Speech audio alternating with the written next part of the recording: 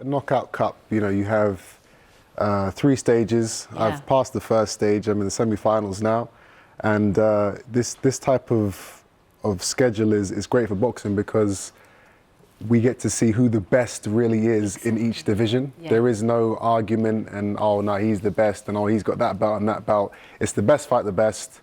The winner comes out on top, and he is the pound for pound best in that weight division. That's brilliant, because there is such a confusion for those of us who don't follow boxing as aficionados. So this makes it completely clear. If you win this trophy, you're the best of the best. That's right. There's no arguments, and there's no ducking, there's no dodging. A lot of times fights fall through and fighters avoid other fighters because they want to get an easier fight.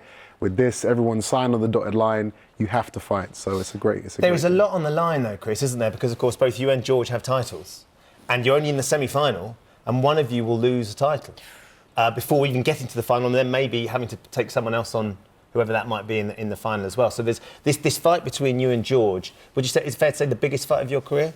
For sure. This is the toughest opponent that I will have faced in the biggest fight, in terms of profile, in terms of financial gain.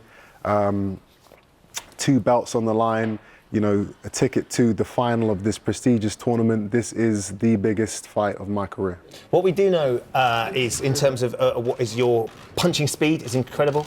You can punch faster or more punches than anybody in the planet, it seems, at the moment. You could be a Marvel superhero, which is just extraordinary. But equally, as George Groves said when he commented on this, I'd rather hit you once with a really good punch than 11 times in a minute with a punch that doesn't hurt. And we know, because Martin Murray said, that George Groves hits harder than Triple G, and he's got a big old punch, hasn't he? Yeah, well, there's many aspects to the sport of boxing. Power is one of them, but I believe speed is key. Speed is something that you can use against your opponent to completely overwhelm him. So for every 1 punch George throws, I plan on throwing 5, 6, 7 punches.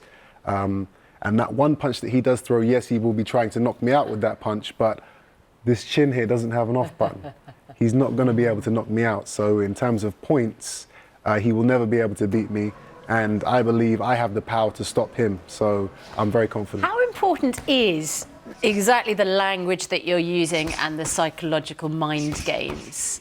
It's very important. There is always a war of words, a war of mentality leading up to a fight.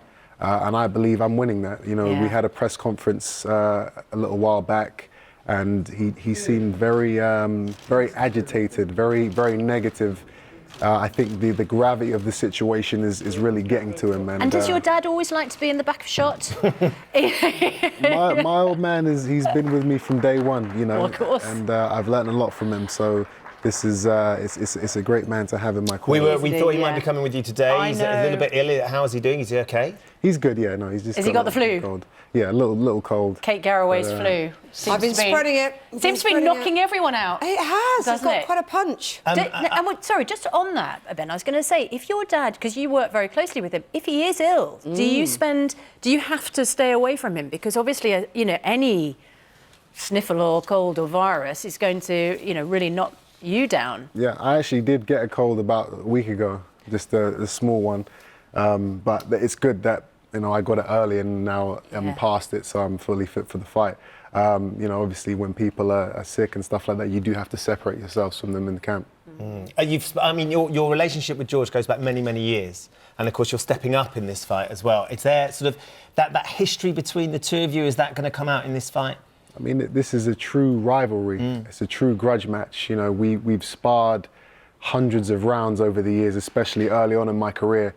And I would get the better of him in those spars, and he knows that. He denies it. He doesn't like to admit it, but he knows, and that's all that matters, that we as fighters know what happened in those sparring sessions, and we're going to be bringing that mindset into this fight. And you still firmly believe that a small fast one beats a big slow one?